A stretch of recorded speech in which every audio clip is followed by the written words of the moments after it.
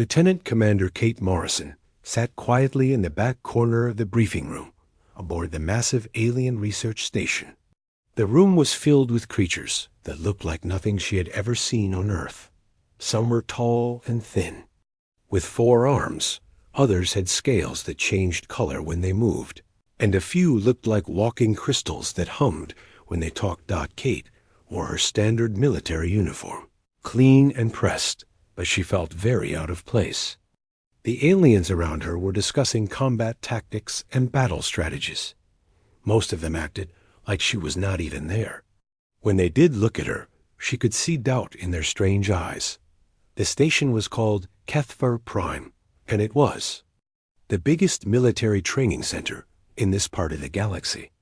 Representatives from dozens of alien species came here to test their fighting skills and learn new ways to defend their worlds.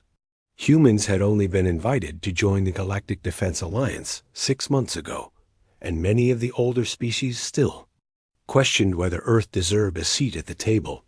Admiral Zethkal stood at the front of the room. He was a Zephyrian, which meant he looked like a giant praying mantis with 4 arms and compound eyes that seemed to see everything at once. His movements were quick and sharp, almost too fast for human eyes to follow. When he spoke, his voice clicked and buzzed in ways that made Kate's teeth hurt. Today we will discuss the combat effectiveness of various Alliance members, Admiral Zethkal announced. We must understand the strengths and weaknesses of each species if we are to work together against common threats. Kate had heard this speech before. It always started the same way, with talk about cooperation and understanding. But she knew what was coming next. The aliens would spend the next 2 hours explaining why humans were the weakest link in their alliance. General Sktan, a reptilian Krex with red scales and yellow eyes, was the first to speak up. The humans concern me, he said, his forked tongue flicking out as he talked. Their reaction time is incredibly slow. In our tests, the average human takes 0.3 seconds to respond to a visual threat. My people can react in 0.08 seconds. Several aliens nodded in agreement. Kate kept her face blank, but inside she was frustrated. These tests never showed the full picture. They measured simple reactions to expected stimuli, not the complex decision-making that real combat required. Their weapons are primitive as well, added Commander Vrextol, a Vorthik whose crystal body rang like a bell when he moved. They still use chemical projectiles instead of energy weapons. Their equipment is heavy and inefficient. Kate thought about the rifle slung across her back. It was a simple design that had been refined over centuries of human warfare. It was reliable, accurate, and could be field-stripped and repaired with basic tools. But she knew the aliens saw it as proof of human backwardness. Admiral Zethkal pulled up a holographic display showing combat statistics from recent training exercises. The numbers were not kind to humanity. Humans ranked last in speed, second to last in accuracy, and somewhere in the middle for tactical awareness. The humans also show concerning psychological patterns, General Sektan continued. They hesitate before taking action. In our simulation runs, human soldiers often pause for several seconds before engaging targets. This delay could be fatal in real combat. Kate bit her tongue. The aliens saw caution as weakness, but she knew better. Human soldiers were trained to assess situations quickly and thoroughly. They did not just react to threats. They analyzed them, planned responses, and considered consequences. This took time, but it led to better outcomes. Perhaps most troubling, Admiral Zethkal said, is their physical limitations. Humans are slow, weak, and fragile compared to most Alliance species. They require artificial atmospheres, specific temperature ranges, and regular rest periods. In a prolonged conflict, they would become a liability. The room filled with clicking, buzzing, and humming as the aliens discussed these points. Kate noticed that none of them bothered to ask her opinion or invite her to respond. To them, she was just a curiosity, a representative of a species that had been included in the alliance more out of politeness than genuine respect. Lieutenant Jake Murphy, Kate's communications officer, shifted uncomfortably in his seat beside her. He was young and eager, and Kate could see that the criticism was getting to him. She put a hand on his arm to keep him calm. Getting defensive would only prove the alien's point about human emotional instability. I propose we assign the humans to support roles only, General Skten suggested. They can handle logistics, maintenance, and other non-combat duties. This would free up more capable species for frontline operations. Agreed, Admiral Zethkal clicked. Human forces will be restricted to reconnaissance and supply missions. They are not to engage in direct combat without explicit authorization from Alliance Command. Kate felt her jaw tighten, but she kept her expression neutral. This was exactly what she had feared would happen. Humans were being relegated to the sidelines before they had a chance to prove themselves. The briefing continued. For another hour, with various alien species discussing their own combat capabilities and specialized skills. The Zephyrians boasted about their speed and reflexes. The Kreks demonstrated their strength and natural armor.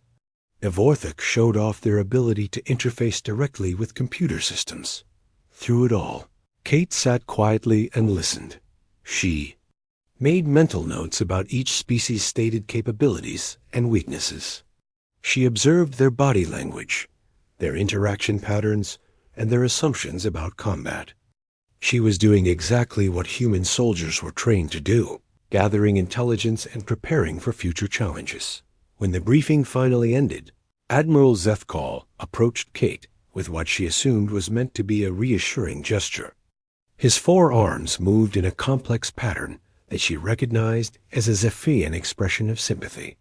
"Do not be discouraged, Lieutenant Commander Morrison," he said. "Every species has its place in the Alliance. Humans will find their role in time." Kate stood and saluted properly. "Thank you, Admiral. My team and I are ready to serve however the Alliance sees fit." As the aliens filed out of the briefing room, Kate remained behind with her small team. Lieutenant Murphy looked frustrated. Sergeant Danny Rodriguez was shaking his head, and Corporal Lisa Chong was staring at the tactical displays with obvious annoyance. "That was painful to watch," Murphy said once they were alone. "They do not understand us at all," Rodriguez added. "They think being fast means being effective." Kate nodded slowly. She had expected this reaction from the alien alliance, but hearing it laid out so bluntly was still difficult. The aliens saw humans as slow, weak, and primitive. They had no idea what humans were really capable of when pushed to their limits. "We will get our chance," Kate said quietly. "And when we do, we will show them what human soldiers can really accomplish." 3 days after the briefing, Kate Morrison and her team were walking through the lower levels of Kethvar Prime. Their assignment was simple patrol duty, checking maintenance areas and storage rooms that no one else wanted to bother with. It was busy work, designed to keep the humans out of the way while the real military exercises took place on the upper decks. Kate led the small group through the narrow corridors. Behind her walked Sergeant Danny Rodriguez, a veteran soldier with 20 years of experience in special operations. Corporal Lisa Chong followed close behind, her sharp eyes constantly scanning for anything unusual. Private First Class Alex Turner brought up the rear, young but well-trained and eager to prove himself. The lower decks were dimly lit and filled with the constant hum of machinery. Massive pipes and conduits ran along the walls, carrying power and life support throughout the enormous station. The air smelled of metal and recycled atmosphere, and their footsteps echoed off the curved walls. "This is ridiculous," Rodriguez muttered as they checked another empty storage bay. "We are trained Special Forces operators, and they have us counting." "Supply crates." Chong nodded in agreement. The Zephyrians are running live fire exercises 3 levels above us, and we are down here looking for maintenance problems. Kate understood their frustration, but she kept the team focused on their mission. Orders are orders, she said. Besides, it gives us a chance to learn the layout of this station. Information like that might be useful someday. Turner, who was still new enough to be impressed by everything around him, pointed to a junction box on the wall. "Ma'am, I have never seen power distribution systems like these before. The aliens route everything differently than we do." Kate stopped to examine the junction box. Turner was right. Human engineers preferred redundant systems with multiple backup paths. The alien design was more efficient, but also more vulnerable to cascading failures. She made a mental note of this weakness dot as they continued their patrol. Kate noticed other differences between human and alien engineering. The aliens built for efficiency and elegance, but humans built for reliability and repairability. Every system on this station was precisely calibrated and optimized, but Kate could see dozens of points where a single failure could cause major problems. The team had been walking for 2 hours when the emergency alarms started blaring. Red lights flashed throughout the corridor, and the station's artificial intelligence began broadcasting urgent messages in multiple alien languages. Alert! Security breach in main docking bay 7. All personnel report to emergency stations. This is not a drill. Kate held up her hand to stop the team. They all listened carefully as the AI continued its announcements. The messages were being broadcast in Zephyrian, Krex, and Vorthik languages, but Kate had learned enough of each to understand the basic situation. "Hostile forces have breached the station," she translated for her team. "Multiple contacts, heavily armed. They are moving toward the command center." Rodriguez checked his weapon and communications gear. "Do we have orders, ma'am?" Kate tried to contact the command center through her radio, but she only got static and automated emergency messages. The main communication systems seemed to be compromised or jammed. Unknown. "Communications are down," she reported, "but our standing orders are to remain in the lower levels until we receive specific instructions." The team found a monitoring station where they could access the station's internal security feeds. The screens showed chaos in the main docking areas. Sleek black ships had docked without permission, and armed figures in dark combat armor were moving through the upper levels with military precision. Shadowclaw raiders, Chang identified, recognizing the distinctive armor and weapons. "I have seen them in intelligence briefings. They are one of the most dangerous pirate organizations in this sector." Kate studied the security feeds carefully. The raiders moved like professionals, not random criminals.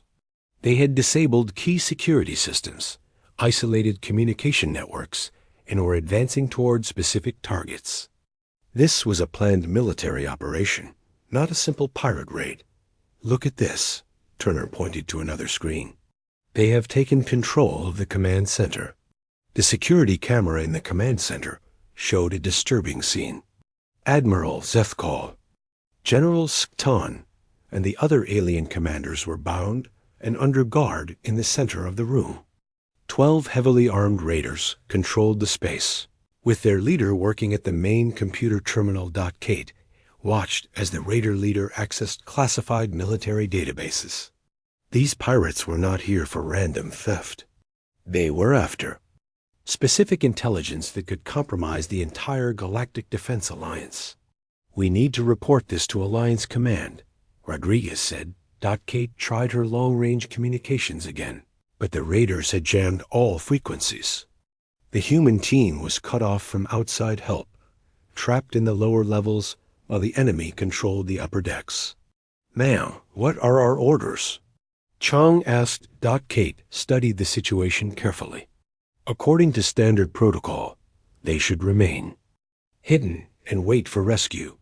They were outnumbered, outgunned, and had explicit orders to avoid combat situations. The logical choice was to find a secure location and wait for Alliance forces to retake the station. But Kate also knew that every minute the raiders spent in the command center gave them access to more classified information. They could learn Alliance military secrets, fleet movements, and defensive strategies. The longer this situation continued, the more damage it would cause to galactic security. She also thought about the alien commanders who had dismissed human capabilities just 3 days earlier. Admiral Zethkal and General Sktan were now prisoners waiting for someone else to rescue them. The irony was not lost on her. "Turner, pull up the station schematics," Kate ordered. "I want to see the maintenance tunnel system." Turner accessed the engineering databases and displayed a 3-dimensional map of the station's infrastructure. Kate studied the complex network of service tunnels, maintenance shafts, and utility corridors that ran throughout Kethva Prime. There, she pointed to a service tunnel that ran from the lower levels directly to the command center. That maintenance shaft bypasses all the main corridors. If we can get through there, we could reach the command center without being detected. Rodriguez looked at the schematic skeptically. "Ma'am, that tunnel is barely wide enough for one person, and it runs through some dangerous areas. Life support, reactor cooling, high voltage power distribution. Plus, we would be violating direct orders." Chung added, "We are supposed to stay in the lower levels and avoid combat." Kate continued studying the tunnel system. The maintenance shaft was indeed dangerous and narrow, but it would allow a small team to approach the command center undetected. The aliens who designed the station never expected anyone to use these service areas for tactical movement. "The raiders have 12 people in the command center," she said, thinking out loud.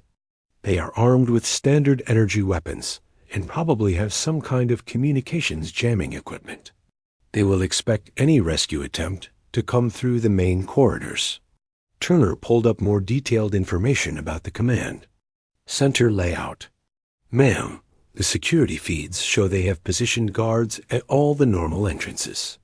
But there are 4 maintenance access points that they might not know about." Kate made her decision. The alien commanders had dismissed human soldiers as too slow and cautious for real combat. They believed humans would hesitate and wait for orders instead of taking decisive action. This was her chance to prove them wrong. "We are going to rescue the command staff," she announced to her team. Rodriguez raised an eyebrow. "Ma'am, we are 4 people against 12 heavily armed raiders, and we have explicit orders to avoid combat." Kate smiled grimly. "Sergeant, sometimes the best way to follow orders is to complete the mission successfully. Our job is to protect Alliance interests. Right now, that means stopping those raiders from stealing classified information." She turned to address the full team. "This will be dangerous. We will be moving through hostile territory with no backup and no communication support. Anyone who wants to stay behind can do so without prejudice." All 3 soldiers immediately indicated they were ready to proceed. Kate began planning their approach, using the maintenance tunnel system and her knowledge of human tactics. The aliens thought humans were slow and predictable, but she was about to show them the true meaning of human adaptability under pressure. Kate Morrison crouched at the entrance to the maintenance tunnel and checked her equipment one final time. Her rifle was loaded and ready. Her communications gear was set to silent mode, and her combat knife was secured at her side. Behind her, Rodriguez, Chung, and Turner were making their own preparations. The maintenance tunnel stretched ahead of them like a metal throat, barely wide enough for one person to crawl through. Emergency lighting cast strange shadows on the curved walls, and the air was thick with the smell of lubricants and electrical systems. "Remember the plan," Kate whispered to her team. "We move in single file, complete silence until we reach the command center. Rodriguez takes the north axis. Chong gets the east ventilation shaft. Turner covers the south maintenance hatch. I will enter through the main service door. The soldiers nodded their understanding. Each person knew their role and their timing. In exactly 18 minutes, they would all be in position to strike simultaneously. Kate entered the tunnel first, crawling on her hands and knees through the narrow space. The metal was cold against her palms, and she could feel vibrations from the station's machinery through the walls. Every few meters, she paused to listen for any sounds that might indicate the raiders had discovered their approach. The tunnel system was more complex than the schematics had shown. Side passages branched off in multiple directions, leading to different parts of the station. Kate had to rely on her compass and her memory of the layout to stay on the correct path. One wrong turn could lead them into a dead end or worse, directly into enemy hands. As she crawled deeper into the station's infrastructure, Kate could hear the sounds of the ongoing crisis above her. Footsteps echoed through the walls, alien. Voices called out orders in languages she did not recognize, and occasionally she heard the distinctive whine of energy weapons being charged. The tunnel began to climb steeply, and Kate had to use her arms and legs to pull herself up the slanted passage. Behind her, she could hear her team members following, their movements careful and controlled despite the difficult conditions. After 15 minutes of crawling, Kate reached the first major obstacle. A massive power conduit blocked the tunnel, humming with dangerous electrical energy. The schematic had shown this obstacle, but seeing it in person was different. The conduit was larger than expected, and the clearance around it was barely enough for a human body to squeeze through. Kate examined the power conduit carefully. The alien engineers had designed it for efficiency, not for human-sized maintenance access. She would have to turn sideways and slide past the energized surface without touching it. One wrong move could electrocute her and alert the entire station to their presence. She took a deep breath and began to squeeze past the conduit. The metal was warm against her back, and she could feel static electricity making her hair stand up. Inch by inch, she worked her way around the obstacle, grateful for the physical conditioning that kept her body flexible and strong. Once past the conduit, Kate waited for her team to follow. Rodriguez came through first, his larger frame making the passage even more difficult. Chang moved through with cat-like grace, her smaller size giving her an advantage. Turner, despite being the youngest, showed excellent control as he navigated the dangerous obstacle. The tunnel continued for another 10 minutes, passing through areas filled with alien technology that Kate had never seen before. Crystalline. Processors hummed with energy, organic-looking circuits pulsed with bioluminescent light, and mechanical systems moved with precision that seemed almost alive. As they approached the command center, Kate could hear voices more clearly. The raiders were speaking in a harsh, guttural language that she did not recognize, but their tone suggested they were confident and relaxed. They believed they had complete control of the situation. Kate reached a junction where the tunnel split into 4 different directions. Each path led to one of the maintenance access points near the command center. She checked her chronometer and saw that they had 2 minutes before the planned assault time. She gave hand signals to her team, directing each person to their assigned route. Rodriguez disappeared into the North Passage, his bulk barely fitting through the opening. Chang slithered into the East Tunnel that led to the ventilation system. Turner took the South route, moving with quiet determination.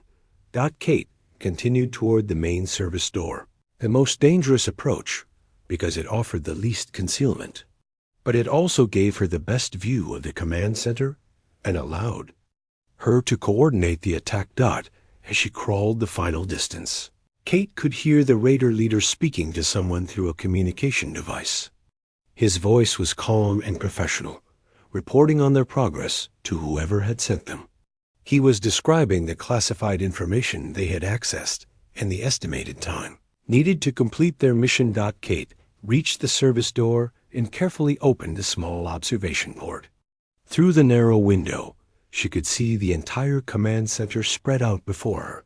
The alien commanders were still bound in the center of the room, looking exhausted and frightened.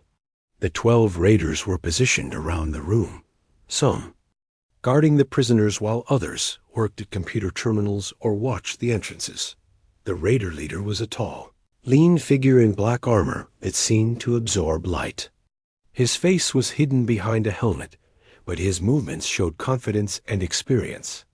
This was not a random criminal, but a professional soldier, probably a former military officer who had turned to piracy. Kate studied each raider's position and equipment. Most carried energy rifles similar to the ones used by Alliance forces, but she noticed that their armor was lighter and more flexible than standard military gear. They had prioritized mobility over protection, which suggested they planned to complete their mission and escape quickly. She also observed their behavior patterns. The raiders were alert, but not paranoid. They expected any rescue attempt to come from the main corridors, so they had focused their attention on the obvious approaches. None of them were watching the maintenance access points where Kate and her team were positioned. Kate checked her chronometer again. 30 seconds until the attack time.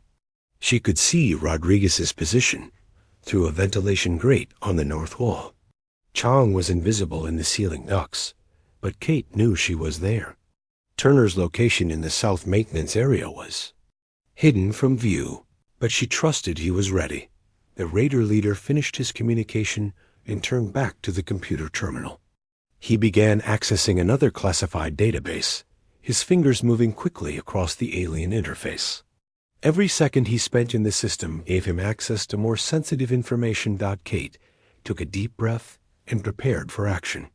In a few moments, she would discover whether human training and tactics could overcome superior numbers and firepower. The aliens had dismissed humans as too slow and cautious for effective combat, but they were about to learn that human soldiers could be devastatingly fast when the situation required it. She raised her hand to give the final signal to her team.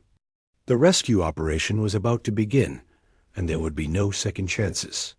Either they would succeed in the next few seconds, or they would all die trying. Kate thought about Admiral Zithkal and General Set-Tan, the alien commanders who had questioned human combat effectiveness just 3 days earlier. In moments, they would see exactly what human soldiers could accomplish when they stopped holding back and unleashed their full capabilities. The chronometer reached 0. Kate gave the attack signal and prepared to show the galaxy what humans could really do. Kate Morrison burst through the service door with explosive speed. Her rifle was already aimed and ready as she entered the command center. The first raider never saw her coming. He was standing with his back turned, watching one of the main entrances. Kate's shot took him down silently. Before he could even turn around. At the exact same moment, Rodriguez dropped from the ceiling ventilation grate like a falling shadow. His combat knife found its target before the raider below could react. The enemy soldier collapsed without making a sound, his weapon clattering uselessly to the floor. Chang appeared from the east ventilation shaft with fluid grace. She moved like water, flowing around obstacles and striking with precision. Her first target was reaching for his communication device when Chang's hand found a pressure point on his neck. The raider's eyes rolled back, and he crumpled to the ground, unconscious but alive. Turner emerged from the south maintenance hatch with his rifle ready.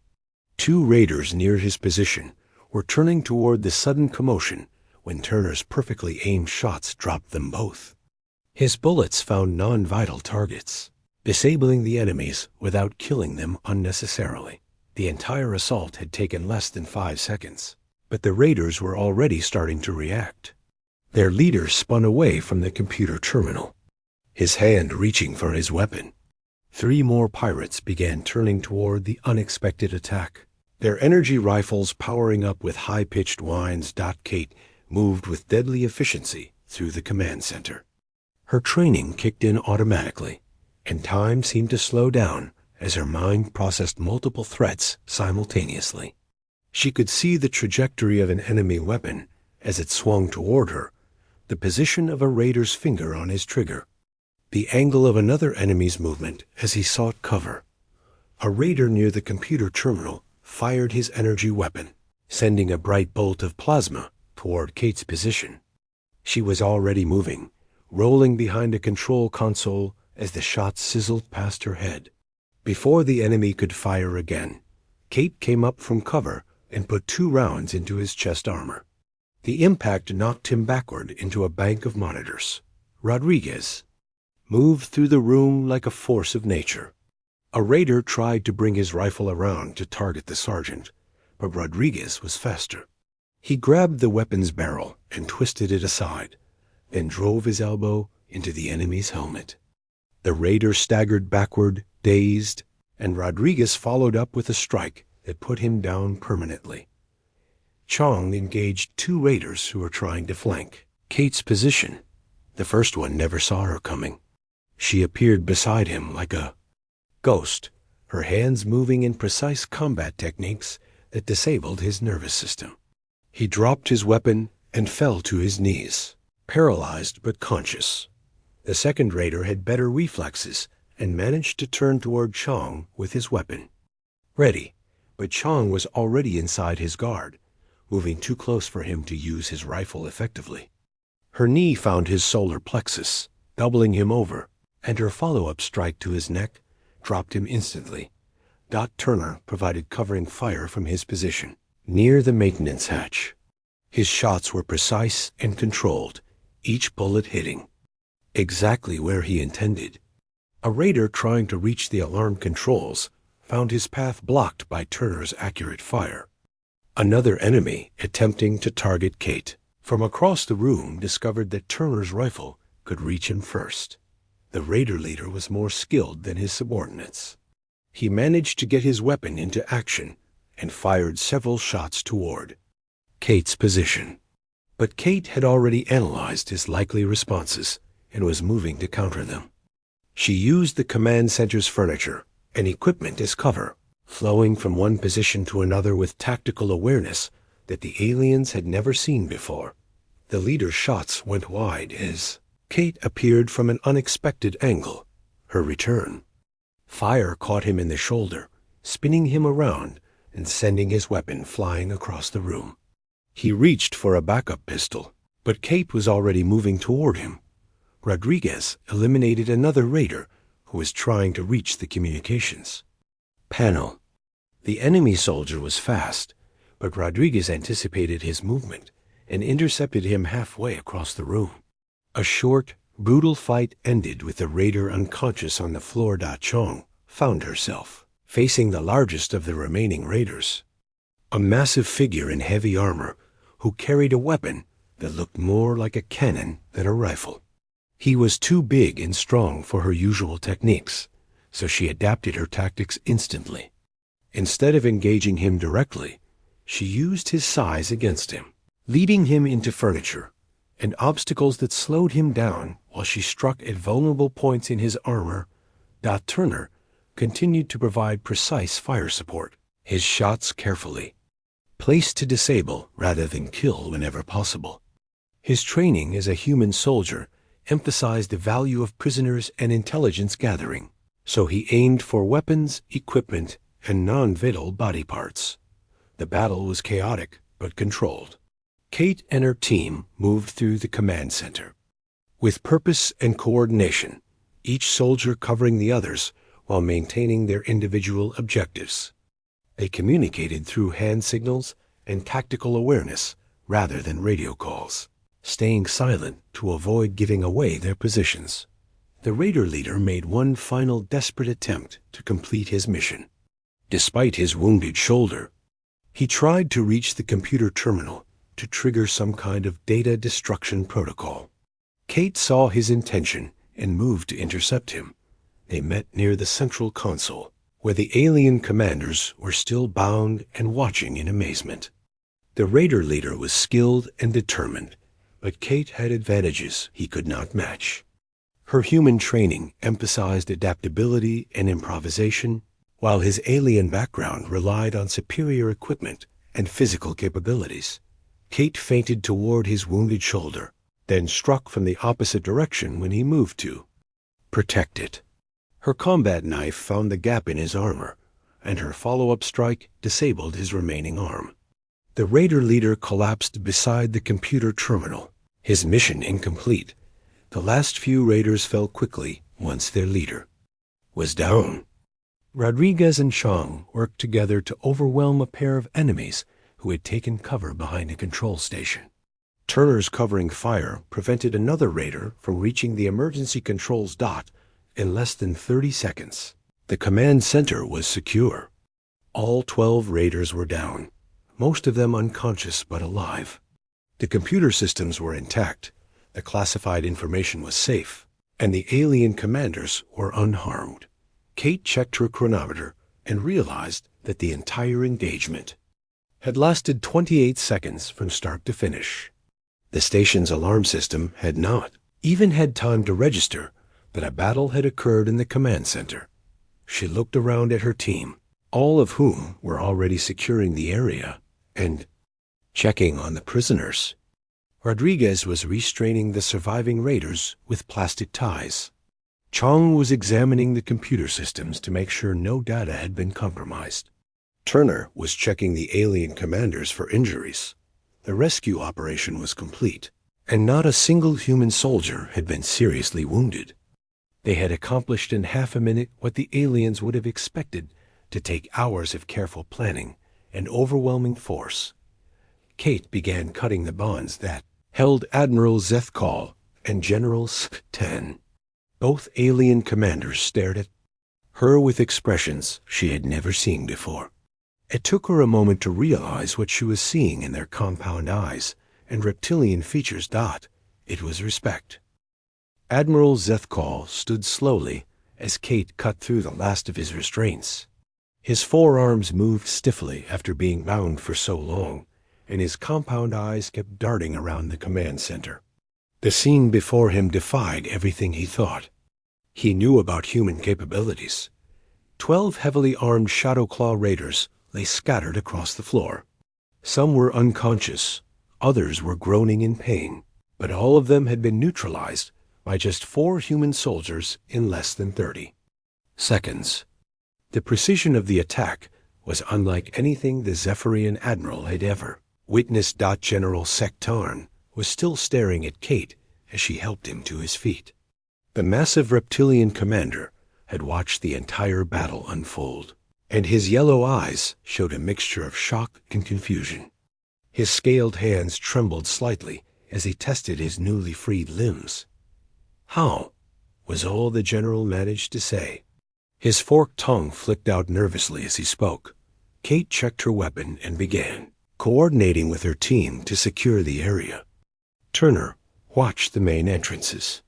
Chang, check those computer systems for any data corruption. Rodriguez, get these prisoners ready for transport. Her soldiers moved with calm efficiency, treating the successful rescue as routine work rather than an extraordinary achievement. They had done their job and were now preparing for whatever came next. Commander Vrextal, the crystalline Vorthik, was running calculations in his head as he watched the humans work. His body chimed softly with electronic tones as his internal processors tried to make sense of what had happened. "The probability analysis is impossible," he said to no one in particular. 4 soldiers against 12, in an enclosed space with no element of surprise after the first few seconds. "The mathematics do not support this outcome." Kate overheard his comment and smiled grimly. "Commander, human tactics are not based on simple probability. We adapt to changing conditions and exploit opportunities that others might miss." Admiral Zethkal was examining the fallen raiders more closely. Each one had been taken down with surgical precision. The humans had used exactly the amount of force necessary to neutralize each threat, nothing more and nothing less. Several of the raiders were still alive, though disabled.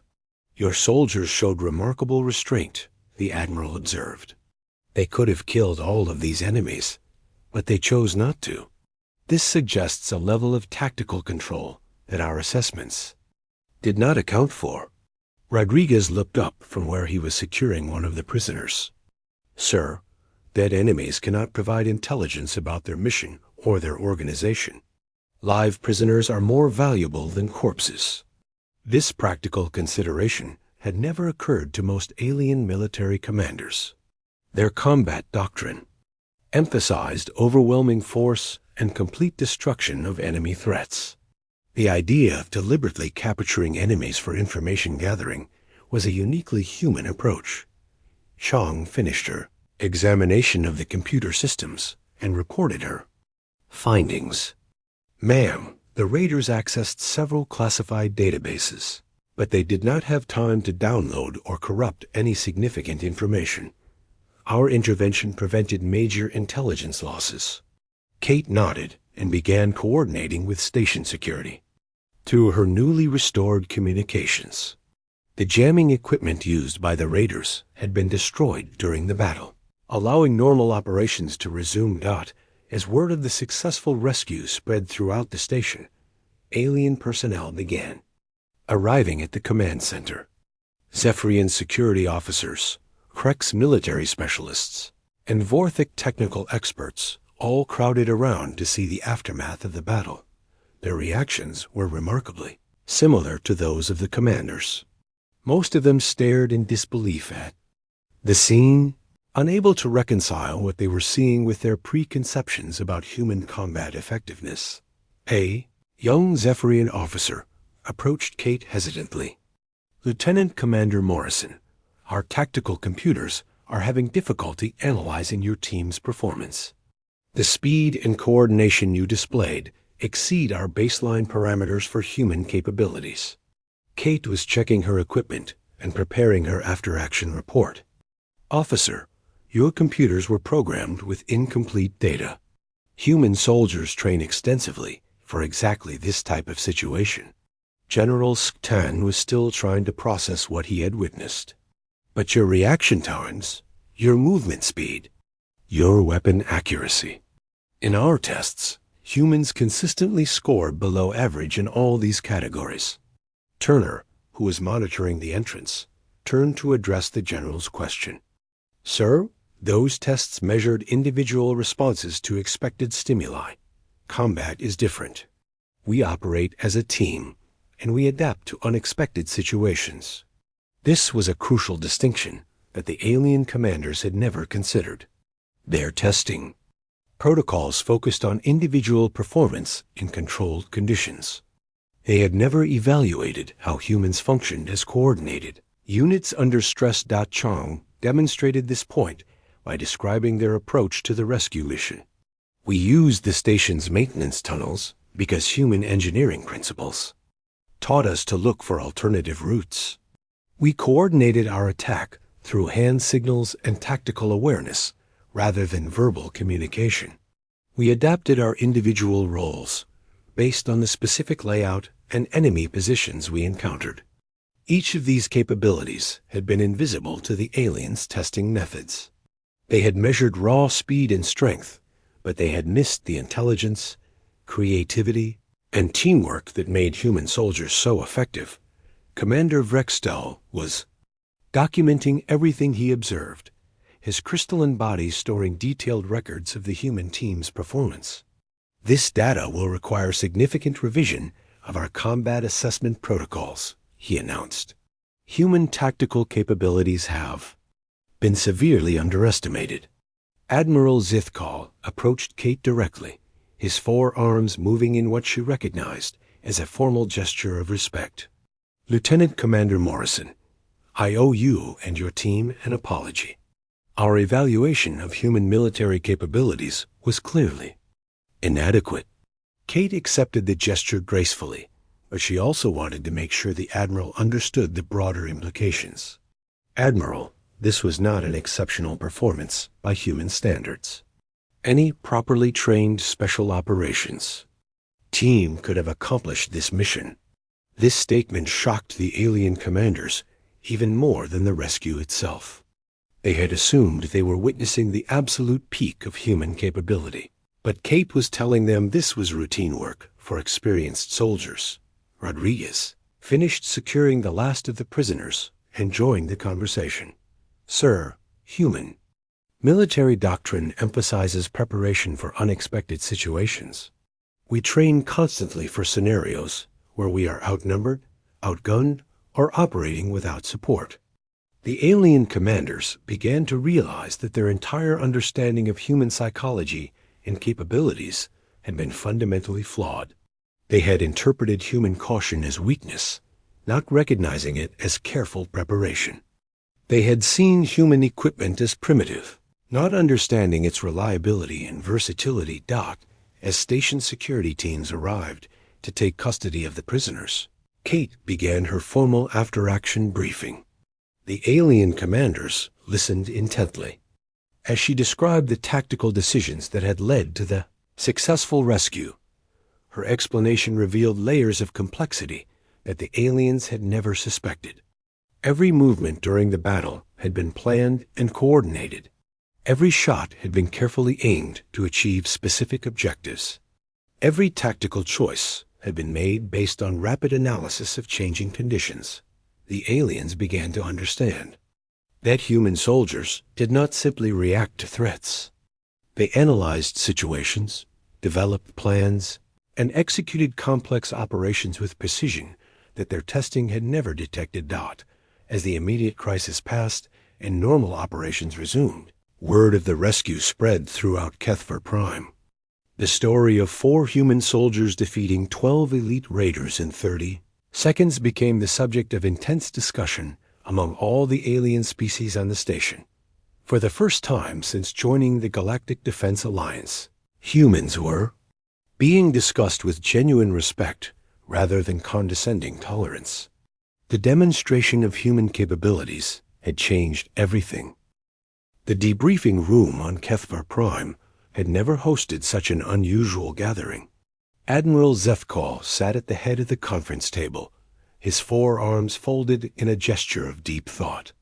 General Saktan occupied a specially designed chair that accommodated his massive reptilian frame. Commander Vrextal stood nearby, his crystalline body chiming softly as internal processors analyzed recorded data from the rescue operation. Kate Morrison sat across from them, still wearing her combat gear. Her rifle lay on the table beside. Her mission report and her calm demeanor contrasted sharply with the obvious agitation of the alien commanders. Rodriguez, Chang, and Turner stood at attention behind her, their faces showing professional composure despite the historic nature of this meeting. I have reviewed the security recordings 17 times. Admiral Zefkal began, his compound, eyes focusing on Kate. Each viewing reveals tactical decisions that our combat doctrine does not account for. How did you know the raiders would position themselves the way they did? Kate considered her answer carefully. She wanted to explain human military thinking without sounding condescending to species that had been fighting wars for thousands of years before humans left Earth. Admiral, we studied their behavior patterns during our approach. Raiders are professionals who follow predictable tactical procedures. They secure obvious entry points, establish communication protocols, and maintain sightlines to their primary objectives. Once we understood their standard operating procedures, we could predict their positioning. General Skten leaned forward, his yellow eyes reflecting confusion. But this analysis happened in real time, during a combat situation. Our cognitive assessments indicate that humans cannot process complex tactical information while under stress. Chang stepped forward to address this point. Sir, human training specifically prepares us for decision-making under pressure. We practice scenario-based exercises until tactical analysis becomes automatic. Stress does not impair our thinking because we have trained to function effectively in stressful situations. This explanation challenged fundamental assumptions about human psychology that the aliens had held for months. Their own species typically experienced reduced cognitive function during combat stress, relying on superior physical capabilities or technological advantages to overcome this limitation. Commander Vrextal activated a holographic display showing tactical analysis of the rescue operation. The coordination between your team members suggests communication methods that our sensors did not detect. How did you maintain such precise timing without verbal or electronic coordination? Turner answered this question with the confidence of someone who had trained extensively in these techniques. Sir, human soldiers learn to communicate through body language, hand signals, and situational awareness. We also practice until our individual actions naturally complement each other without requiring constant communication. The alien commanders exchanged glances that Kate interpreted as a mixture of amazement and concern. They were beginning to realize that human military capabilities extended far beyond what their testing protocols had measured. Admiral Zethkal pulled up the combat assessment scores that had been used to evaluate human soldiers during the previous months. According to these results, human reaction times are inadequate for effective combat. Yet your team demonstrated reaction speeds that exceeded our baseline measurements for most Alliance species. Kate had been expecting this question since the rescue operation ended. Admiral, those tests measured individual responses to isolated stimuli. Combat effectiveness depends on anticipation, preparation, and coordinated action, not just raw reaction speed. She stood and moved to the holographic display, using it to illustrate her point. When Turner engaged targets near his position, he had already identified their locations, analyzed their likely responses, and prepared his firing solution before the action began. His reaction time was actually near zero because he had done most of the cognitive work in advance. This explanation revealed a fundamental difference between human and alien approaches to combat. The aliens relied on superior reflexes and physical capabilities to overcome threats as they appeared. Humans compensated for their physical limitations. Through superior planning and preparation, Doc Rodriguez added another perspective to the discussion.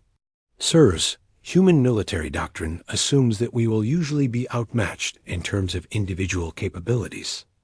Our training focuses on using intelligence, teamwork, and tactical flexibility to defeat superior opponents. General Secton processed this information slowly. You are saying that humans deliberately train to fight opponents who are stronger, faster, and better equipped than you are? Yes, sir, Kate confirmed.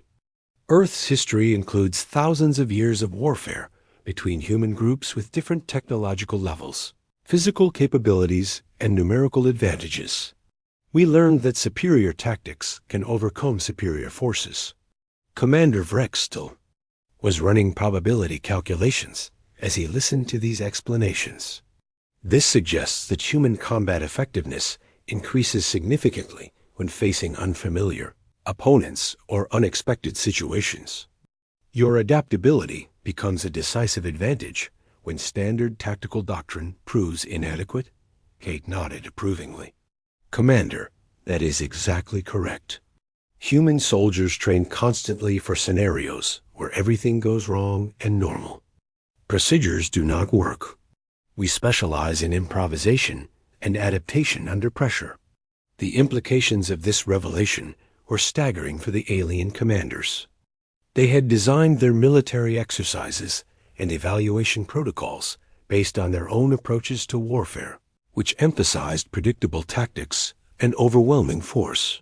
Human methods were completely outside their experience.